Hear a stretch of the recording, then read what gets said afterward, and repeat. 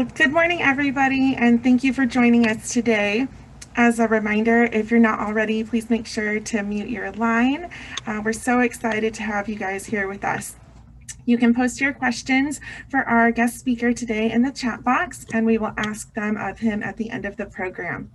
If you end up missing any portion of today's program or would like to rewatch it later, it will be available on our Facebook page as well as our YouTube channel. At this time, I'd like to introduce our CEO, Bobby Spiegel, and our board chair, Kim Maven, to share some announcements today. Well, good morning and welcome. Kim, would you like to talk about the Chamber app for us? Sure, Bobby. The new Chamber app is available for Android and Apple. You can post promotions for your business and find out what is happening and even more. If you haven't yet, what are you waiting for? Download it now. Bobby? Thank you. And every week we do a Chamber business briefing. This started almost a year ago, and each week we bring in different professionals to share with us. It gives you an opportunity to get updates from the city or county on legislative items, upcoming events, anything related to the promotion of an economic recovery. This Wednesday, on February 10th, we are so grateful to be able to introduce for the first time the new CEO of Riverside County, Jeff Van Wagenen. As well, we'll have a short update on the stuff going on locally from Corona Regional Medical Center.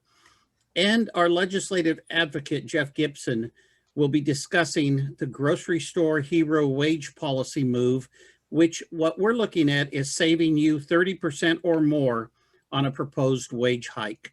So it's this Wednesday, and if you can go ahead and register through that bit.ly, that's all capital letters CCBB, and then a capital F for Feb, for February, and then 10th.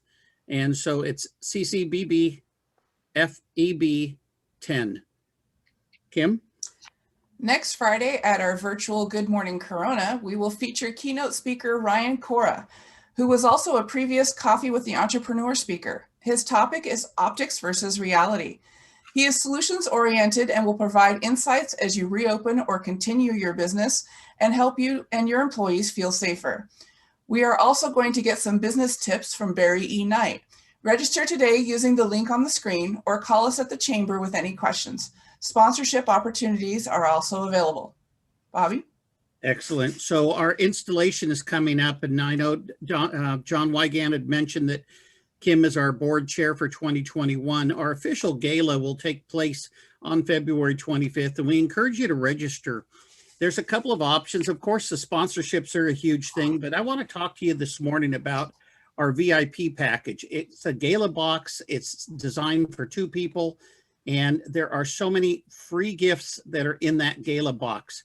We have breakfast from Taps, IHOP, Eduardo's, our certificates from Eduardo's, Texas Roadhouse, also from AFE, which is Advanced Flow Engineering, is giving you a certificate for a customized air filter that is like a lifelong tool for you for your vehicle that is worth anywhere from $60 to $100 just by itself. So it's a great deal for $125. We encourage you to go on and register. We have just a few left, but we definitely would like you to be one of those proud owners.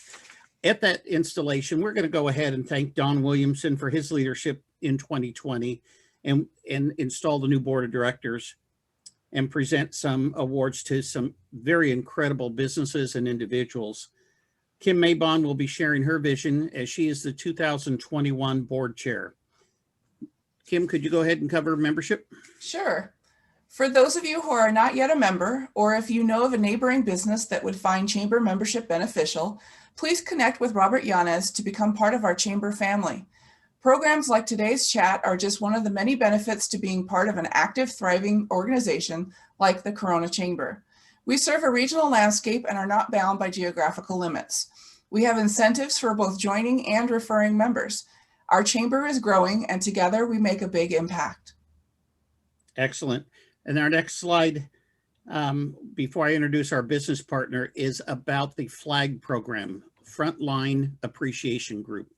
With the pandemic going on, we have lots of different things that we're so grateful for our healthcare workers. And Mary Barnett was able to bring this organization to us. It's called FLAG. And every Friday we reach out to feed a department at Corona Regional Medical Center.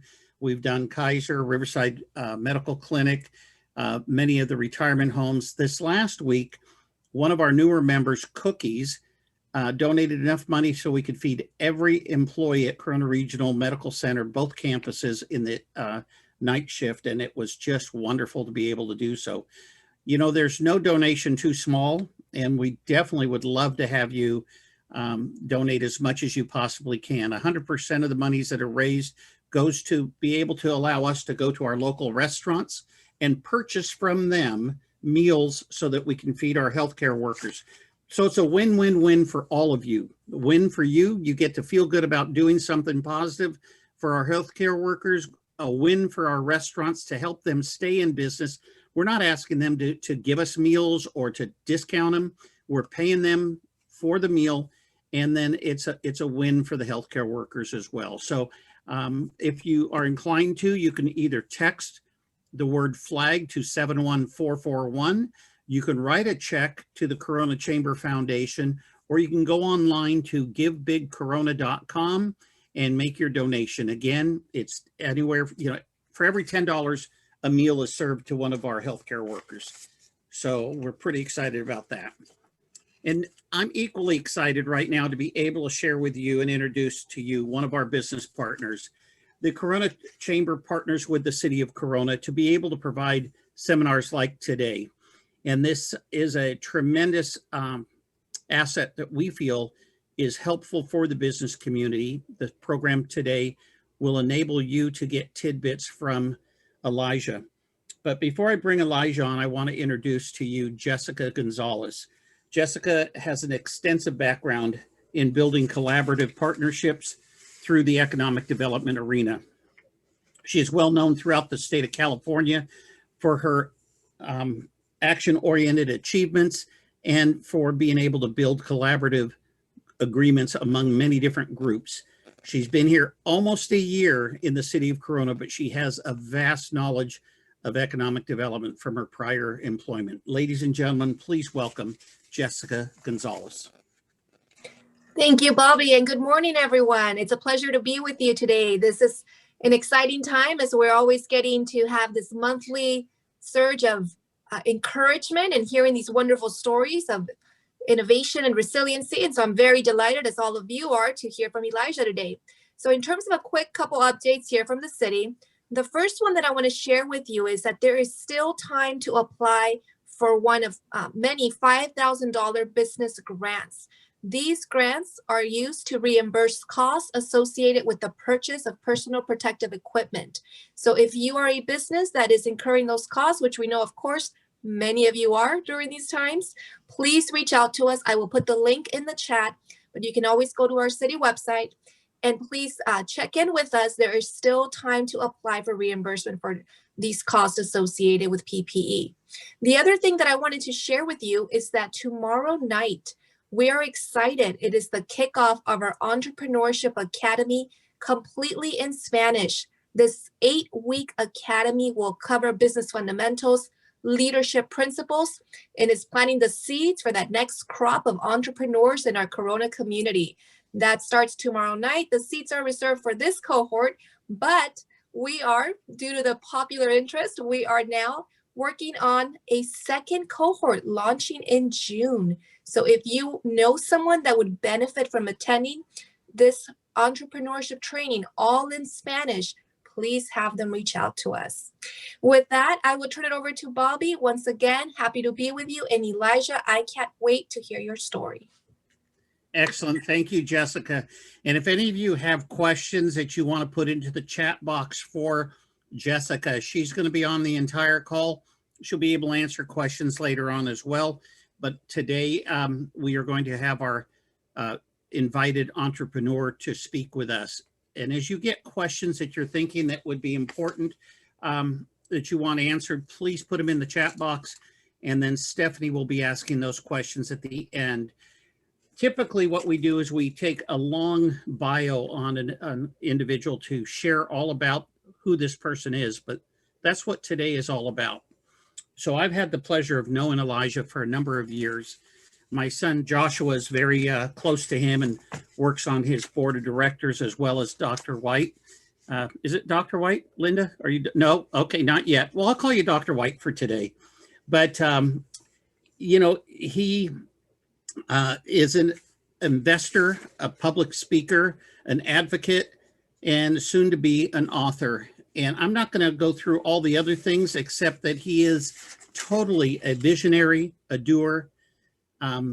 He is a lover of humanity. I consider him a self-described optimist. Ladies and gentlemen, please welcome Elijah Stacy.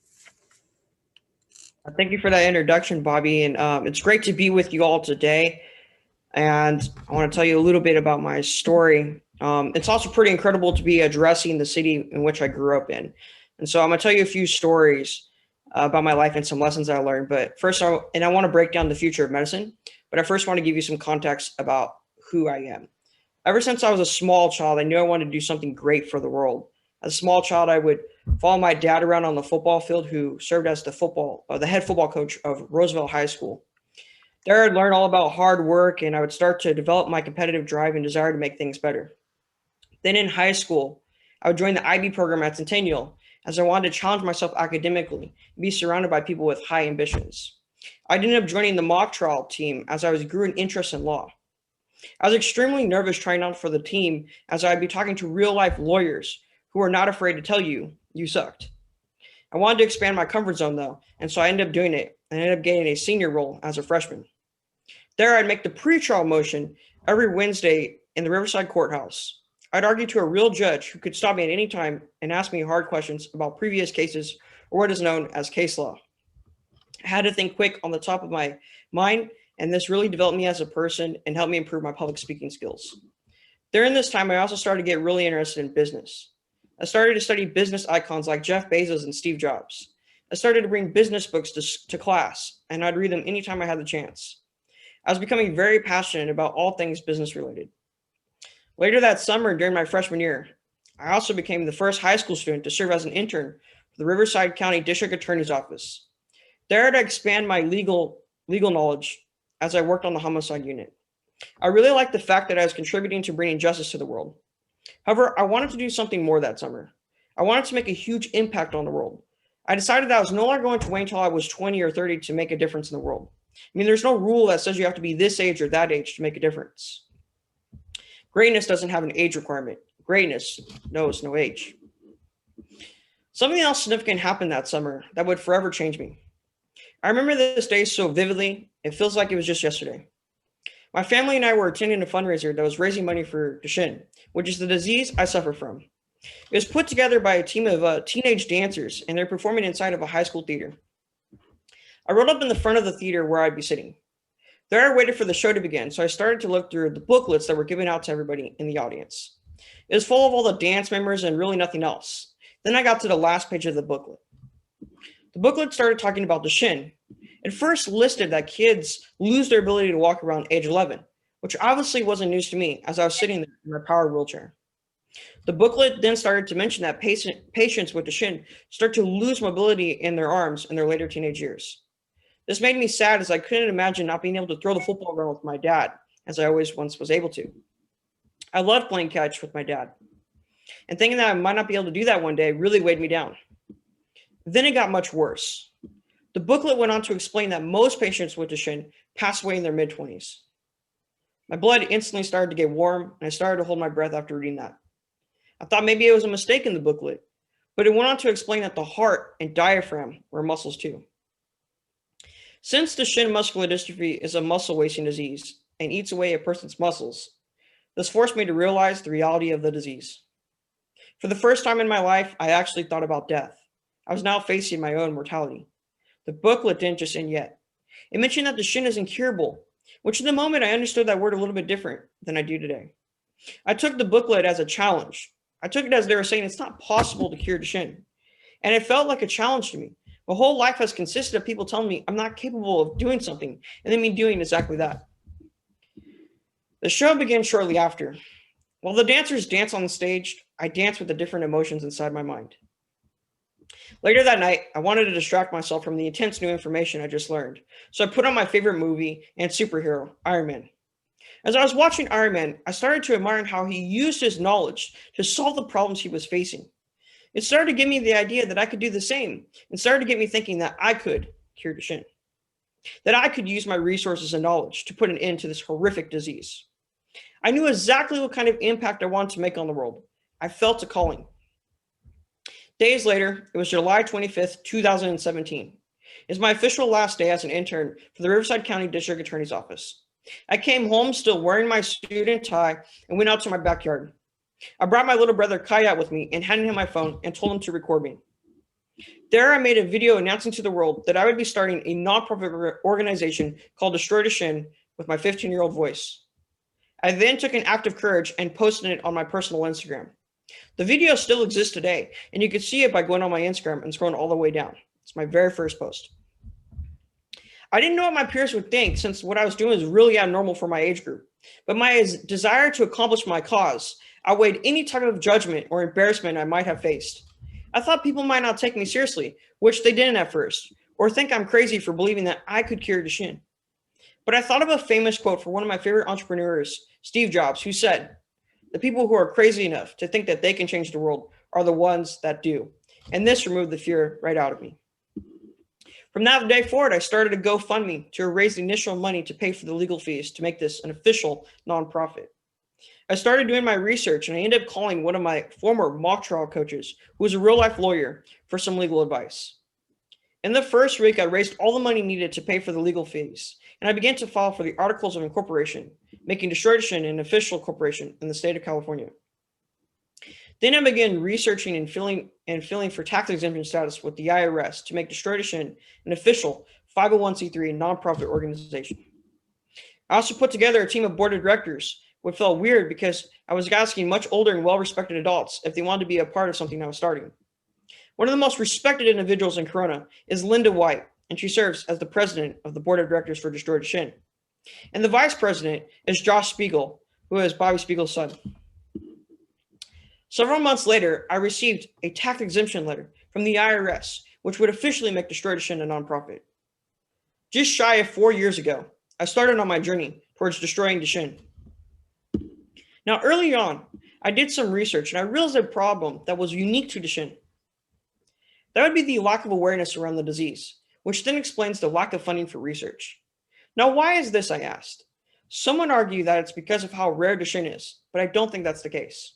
I looked at other diseases, and if we look at ALS, which is similar in how rare it is in comparison to Duchenne, it's more known by the general public than Duchenne is.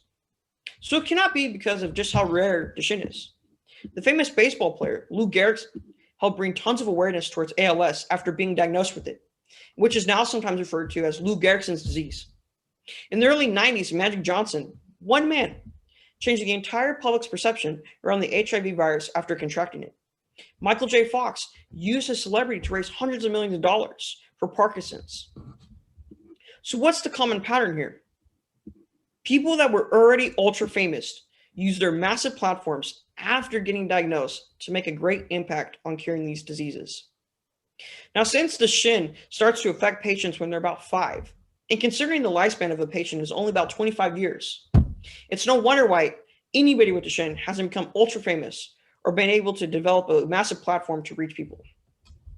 Someone who is in their early 20s doesn't know as many people as someone who is in their 40s. So people with Duchenne don't have a lot of loose ties, which is important in raising awareness and funds. It's very important that I add that these people didn't create massive impact towards their disease just because they were famous, but because they were already well liked by a lot of people. They made people care, and the disease they had now had a face of someone that people already cared about. People already loved Magic Johnson, so when he got HIV became personable to them. It had a face behind it. Simply, I recognize Duchenne is a marketing problem, and this is where I believe I can give the greatest contribution towards ending this disease. I'm trying to be the Magic Johnson before Duchenne. I'm trying to be the person that makes Duchenne known, but more importantly, gets people to care about Duchenne. This time 2 years ago, we launched the DMD Ice Cup Challenge right here in the city of Corona. Using what I know about marketing, I wanted to design a challenge that would spread, but also explain the disease. That is why we nearly copied the ALS Ice Bucket Challenge, because Duchenne in ALS is similar in the way it affects a person, but the major difference is Duchenne affects the little ones, and the little cup symbolized that. The challenge spread globally. People were doing it in Nigeria, Canada, Australia, Dubai, Argentina, Russia, and UK, and elsewhere. CEO of large pharmaceutical companies were even participating in the challenge. In addition to starting a social challenge to bring awareness, I'm constantly developing a bigger social media presence, doing public speeches where I talk about Duchenne and other things. I do many interviews. I started an upcoming TV show where I spoke about Duchenne and possible cures. I'm always connecting with business leaders and those who hold influence. And I even flew up to Seattle to meet with the founder and CEO of Amazon, Jeff Bezos. There, I spoke to my business role model about how we are entering the golden age of medicine, and I told him about the work I'm doing to usher in this golden age of medicine. On top of all of that, I've wrote a book about my life called A Small If, and it has a really unique style. It's a memoir, but at the end of each story, I have included a life lesson that I learned that I think readers can also learn from, so it provides a lot of value to people. It has 13 lessons in the book, and I think a lot of them could really help people today with things such as overcoming their adversity, improving their self-image, adapting to overcome obstacles, learning how to use people's negative energy as the ultimate motivation, and overall becoming a more confident person. The other amazing thing about this book is it has the potential to make Duchenne a mainstream known disease that people care about. The way I see it, this book is more than just a book. It's a tool that is needed to make Duchenne known. My book, A Small If, is all done and set to launch later this year. Now, the cause of Destroy Duchenne goes much deeper than just curing Duchenne. Destroy Duchenne is a total redemption story. It's about overcoming your own suffering, not letting your suffering overcome you. I want to prove to the world, by curing my own disease, that there is no problem, obstacle, or adversity that you can't beat. And this leads perfect into my story and lesson about overcoming adversity. How do we overcome adversity when the adversity seems too big to overcome? How do we solve a problem that seems impossible to solve? A couple years ago, I was going to see my orthopedic doctor for a checkup on my spine. The last few visits, my spine started to curve worse and worse, but I never took it too seriously. I kind of denied that my spine was getting more and more curved. My doctor in past visits had mentioned that others with Duchenne had gotten spinal surgery to correct the scoliosis, but I never thought twice about ever needing to get the surgery. After getting my x-ray, my doctor came in to evaluate him. He started measuring the differences in the curve compared to last time's x-ray, and he concluded that my spine had curved so much that I was now in the need of having to get surgery to insert a metal rod into my back to correct the scoliosis. He said as a doctor, this is where he has to put his foot down and really push for the surgery. He started going all over the procedure and what it would be like and that it'd be safe and that they do them all the time. He explained that he'd like to do it over the summer to avoid the flu. He told me that the team of doctors that would be involved in this surgery and that they were all really great. I mean, he was getting very specific, and so I knew he was serious.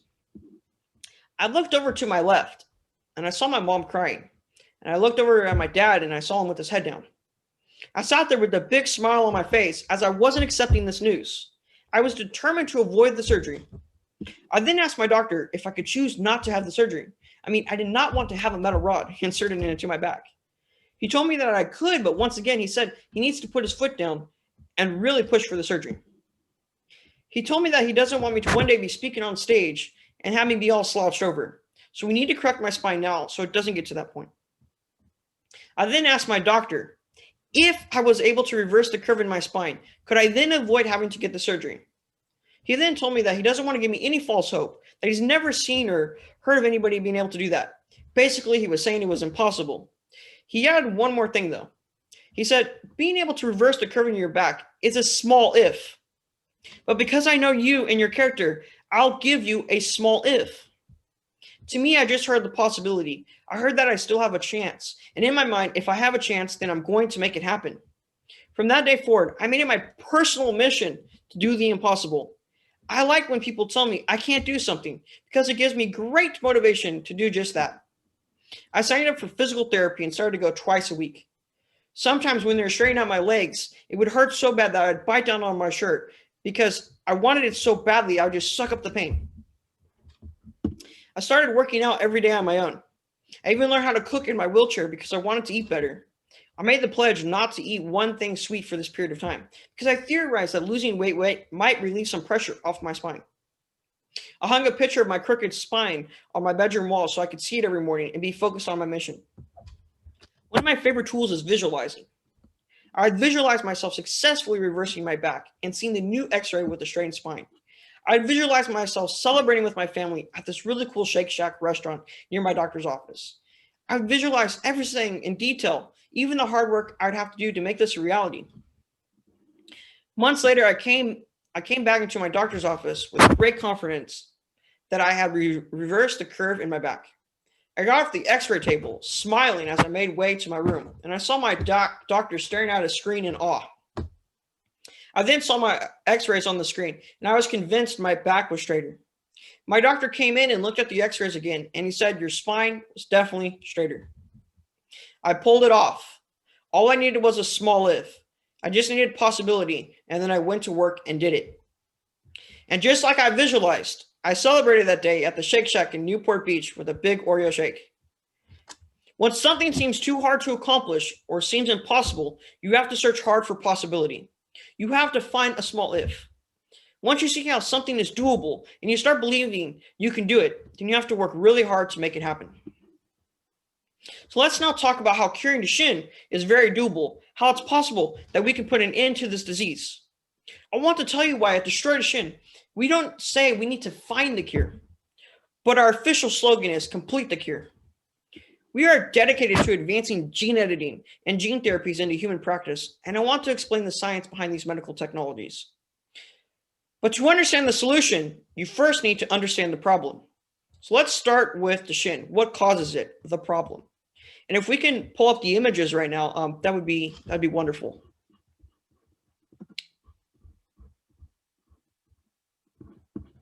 Awesome. So this right here is your myocyte cell. So our DNA is the blueprints of what makes up you and I. DNA is the language of life, and what simply causes Duchenne is a simple spelling error in our DNA.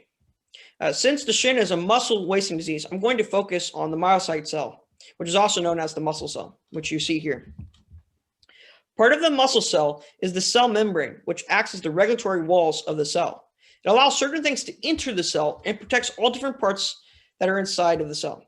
The cell membrane is the top layer of the cell. Think of it as the roof of the cell. Now, what keeps this so-called roof up is a support beam inside of the muscle cell, which is called dystrophin, which you can see right here. It's circled. It holds the myocell membrane up, and then it connects it. Now, the problem with Duchenne is there's a spelling error within our DNA, which causes a lack of dystrophin or a lack of the support beam.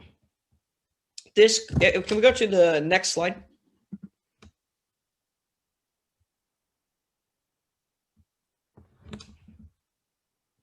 Terrific, thank you.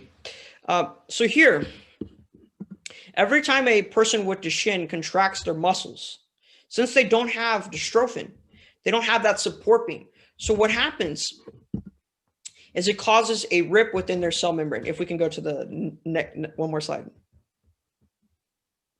Okay, terrific. So what happens is they contract their muscles, and since they don't have dystrophin, they don't have that support beam, it causes a little rip within the cell membrane. And so what happens is an unnatural amount of substances enter the cell, and this harms the cell and ends up killing it. And so this is what kills the muscles. Think of it this way. If a ceiling lost its roof, its support beam that holds up the roof, then it would collapse on itself. And it would allow for things to damage the inside of the house, such as rain. In other words, the party guard of the cell membrane, gets destroyed, and unwanted intruders can enter and end the party. Now that we understand the problem, let's talk about the solution, the future of medicine. I mentioned earlier that we are focused on advancing gene editing and gene therapies into human practice. And it's my belief that if the public understood how these technologies work, then they'd understand why we need to complete the cure, not find it. Starting off with gene editing, scientists have discovered how bacteria's immune system, CRISPR, works, which allows us to edit our DNA like it's a piece of text in a Word document. Since Duchenne is the result of a spelling error within our DNA code, CRISPR has the capability to correct that spelling error. It can correct the part of the blueprint that gives us the instructions to build the support beam that holds up the roof. This image that you're seeing right here, it gives us the ability to correct this image to make it look like the first image that we first seen. Scientists have been able to deliver CRISPR to fully grown mice suffering from DMD, which resulted in heart and muscle function to be saved in a long-term study. Some studies have even shown that they increased in muscle strength after receiving the treatment. Researchers have used CRISPR to completely halt Duchenne muscular dystrophy progression in dogs, which is truly significant as scientists have brought DMD to a complete abrupt stop, which means that the disease can no longer cause future muscle weakness. My personal favorite study is that we've already used CRISPR to correct afflicted human heart cells outside of the body. This is very encouraging as it demonstrates that CRISPR may very well soon be able to save human lives by protecting their heart from Duchenne, attacking one of the most vital organs. So why isn't this being used in human practice today? The problem we face is in order to complete the cure is we need to be able to deliver CRISPR safely and effectively to patients' muscle cells. Since CRISPR is bacteria, we cannot just insert it into the human body because it's likely to cause an immune response. And this would result in the CRISPR being destroyed and not being able to edit the disease cells. We need to develop a better delivery vehicle. We need to deliver, or what is called a vector, to insert CRISPR into our muscle cells. We need a good way to hide CRISPR from being detected from our immune system. And we need a good way to touch all the so-called disease cells. Currently, scientists are trying to use viruses as a vector to deliver CRISPR inside of human patients. Viruses are very good at going undetected from our immune system, and they're very good at spreading genetic information to all of our cells. This is why scientists are trying to use viruses as vectors to deliver CRISPR. To put it simply, we need to ensure that CRISPR is safe enough to use in patients. And we need to make sure that the delivery process is effective enough to make it worth trying in patients with Duchenne. It's like we have the MEL, the ability to edit the spelling errors within our DNA, but we need to make sure the MEL truck is safe enough to deliver and that it has enough gas to deliver all the MEL to all the people in the city. To address these issues, future scientific experiments are needed to be done. Now, this is gene editing, but we're also focused on advancing gene therapy into human practice. With gene therapy, this allows us to insert the dystrophin gene or the blueprints that encode for dystrophin inside of the muscle cells. With this method, we aren't making any edits to the DNA, but instead we're just inserting the instructions that build the support beams that hold up the roof of the cell. A simple way to think about these two methods is like this. Gene editing is correcting the spelling errors on the page of the book so the reader can understand the correct message being communicated. And gene therapy is the method of inserting an entire new page inside of the book that contains the correct message being communicated, but it also leaves in the page that contains the spelling errors. So why aren't we using gene therapy in human practice yet? The reason for this is because the gene that encodes for dystrophin is in fact the largest gene in your body, and we don't have a delivery vehicle, a vector, that can deliver that larger genetic information yet. Once we are able to insert the entire dystrophin gene inside of patients, then we will have completed the cure for Duchenne. In short, in order to advance gene editing or gene therapy into human practice, we need to build better vectors or delivery vehicles of genetic information. Curing this disease isn't something that we have no idea how to do. It's something we are on the verge of doing, and we need to make the final push to complete the cure. What's great about advancing vectors is to not only help people with Duchenne, but people with all other sorts of genetic diseases. And this is really important to me because I want to minimize human suffering in all different types of ways. So closing up this morning, I want to read to you the last page of my upcoming book, A Small Issue.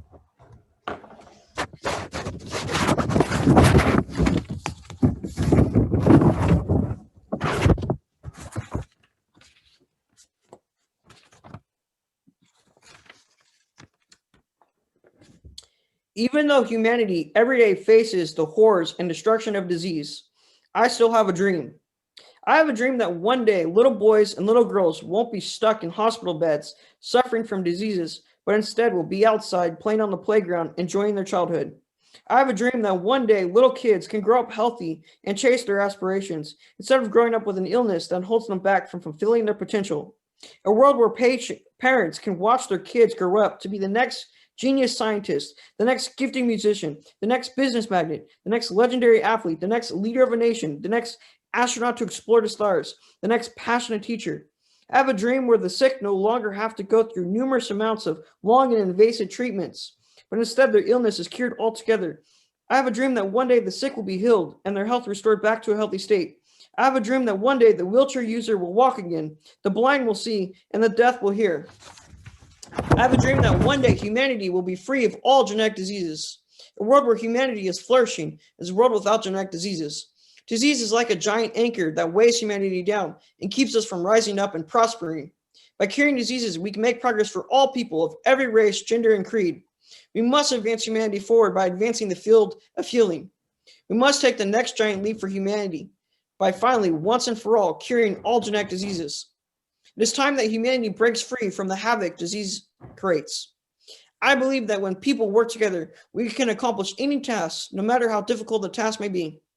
I have great confidence that we, together, can make this dream a reality. We must remain optimistic about the future. We must stay ambitious to complete the cure. We must stay ambitious to create a world better for all people. We can do anything we set our efforts on, even if our chances of being successful are only a small if. And so, ever since I started Destroy Duchenne, I've had the desire for Corona to become the city that makes a significant role in helping advance this, making this dream a reality. And I want to briefly explain why I'm confident that we can become the city that advances medical science forward and helps usher in this golden age of medicine. Let's do some basic math. If 100 companies or people were to give a tax-deductible donation of $1,000, we'd raise $100,000 instantly, and that would go a long way for this cause. Or if we reverse it, if 1,000 people were able to give $100 each, we'd raise $100,000 for this cause. Or if just 50 companies or people were able to give a tax-deductible donation of $2,000, we'd raise $100,000 for this cause. This is very doable, and I'm very excited to see what we can accomplish together. Thank you, Corona. Oh my gosh, Elijah. Wow. Wow. And I think if you read the chat, if all of you can go to the chat and see what JP put in there, I have so many notes written down. I know Stephanie's going to take it from here, but Elijah, I want to commit to you. I want to get with you on your book signing. We want to help you have the largest book signing ever. And I want to purchase books for everyone on my board. Amazing, amazing, amazing. Stephanie, I know there's several questions, I believe, in the chat for Elijah. So all I just want to say in closing out to you, Elijah, God bless you. Your parents are so proud of you. I know that you put in your book and you read from that. You've accomplished so much, and you make us as successful business people. I'm going to say I'm a little embarrassed that I haven't done as much as I should for what you've already accomplished. You're an inspiration. I look forward to working with you for many years to come. I appreciate that. Thank you so much. It's really Go ahead. Yes, Elijah, I will echo Bobby's sentiments. Thank you so much for sharing your story with us today. I do have several questions in the chat. If the other people that are on the call would like to still enter theirs, we have time to take those as well. And I also want to thank Bobby for not only buying that book for the board, but the staff as well. Yes, the staff too. Thank you, Stephanie. Absolutely. Okay, so first question, when should we expect that book to be coming out? Yes, so the book should be coming out in Q3. So around July-ish. That's when it should be coming out. Wonderful. Okay, first question. You have taken lemons and made lemonade out of them, and we applaud you. Where can we help you? I know you mentioned about donating money, but what else can we do besides donating? Yeah, I think something that's really great that, as I mentioned in my speech, that I'm really focused on is, like I said, I'm trying to be the Magic Johnson before Duchenne. I'm trying to make this disease known. So I think that if everyone could just follow on social media and just share stuff and get the word out there, I would greatly appreciate that, and everybody within the Duchenne community would as well, as this disease doesn't get the attention that it deserves and needs. So following on social media and sharing our content would be absolutely amazing. Wonderful. We will send that out to everybody on the call today as well, so they can have easy links to that. Do you have any projects or events that are coming up soon that we can participate in? Well, with the COVID season, it's a lot harder. We typically do fundraisers in person, so we don't have any events. The main event or thing that we're really focused on right now is this book, because as I said, I see this book as a tool that could really make a difference for this cause. So we're really focused on the book and making sure that we do everything right to try and maximize the effectiveness of this tool. Wonderful. One thing that you said that I enjoyed was that you use other people's negative energy to push you forward towards accomplishing your goals, in addition to these roadblocks that you face, as well as sometimes hearing bad news from the doctor or other things like that. How do you keep yourself motivated and positive? Um, well, yeah. So when it comes to using people's negative energy to motivate you, I just think that if you really believe in something, that you believe that you can do something, and people are doubting you, it gives you that energy, like, hey, I got something to prove. And so that's something that I've always used, turning a negative into a positive, right? Whatever it may be in life. And how do I remain so positive? I get asked this question all the time, and I honestly don't know. Really, what I tell people is I just don't see any benefit of being negative. I don't see the logic of it. It doesn't really do any good. And I'd also say too that, I would say my faith in God, right? I think that God is definitely something I have a lot of hope in. And so definitely God is someone that gives me strength and positivity as well. Thank you. We have a request. Is there a way to pre-order your book? There's currently no way to no way to do that right now. But you know what? If the person wants to give me their email, I will work with them and figure out a way to get them the book. Wonderful. Do you have t-shirts or other Destroy Duchenne swag available for purchase? Yes, we do. We're actually going to be launching. I like that. uh, we're going to be launching really shortly, probably within a week, our merchandise online, which you can go to destroyduchenne.org and you can buy t-shirts, hoodies, all that good stuff. So we have some pretty cool stuff that everyone says is very, very comfortable and looks really cool. Awesome. It never hurts to have some walking billboards out there, right? Okay, well, that concludes our questions from the chat today. Thank you so much for sharing your story with us and inspiring us all to go out and make a difference in the world. I'm going to have to look up that exact quote that you said from Steve Jobs about the ones who are crazy enough to think that they can change the world are the ones who actually do. So thank you, Elijah, and thank you, everybody, for joining us today. Like I said, we will send out a follow-up email so that you can follow Destroy Duchenne on all of their social media channels, as well as once we have the information on the book, we will make sure to get that out to everybody as well, and ways that you can be involved in helping Elijah fulfill his mission. So with that, we are officially concluded today. Mark your calendars for the next Coffee with an Entrepreneur on March 8th, 1 month from today. Thank you, everybody. Thanks so much, everyone. Thank you, Stephanie. Thank you, Elijah. Thank you, guys. Awesome job.